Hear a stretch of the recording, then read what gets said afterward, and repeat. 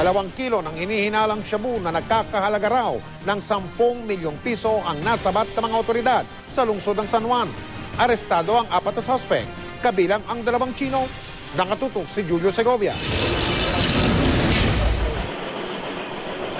Sa Club Filipino Street sa Green Hills, San Juan, naganap ang transaksyon sa pagitan ng nagpanggap na buyer at nagbebenta ng iligal na droga.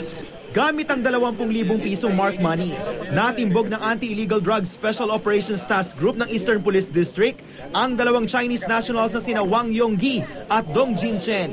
Bukod sa iligal na drogang ibebenta umano sa buy bust, nakita pa sa loob ng sasakyan ng mga suspect ang 2 kilo ng hinihinalang shabu na nagkakahalaga raw ng 10 milyong piso.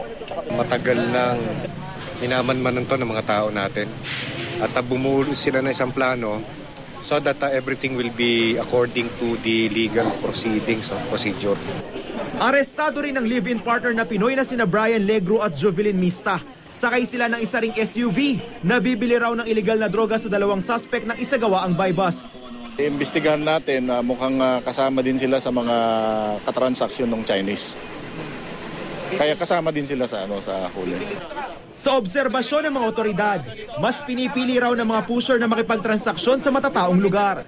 They want public places, mas madali kasing to mingle around, tapos mas madali na ma-observe kung may manghuhuli o wala. Ang operatives naman natin are all in civilian attire. Di nagpa-interview ang mga suspect kumpara sa ibang bansa na may death penalty. Habang buhay na pagkabilanggo ang pinakamatinding parusa sa pagbebenta ng iligal na droga. We have to abide by the Constitution and the law. Dito na sila. Hindi makakauwi ng China yung mga yan. Dito na rin malilibing. Julio Segovia, Nakatutok, 24 Oras.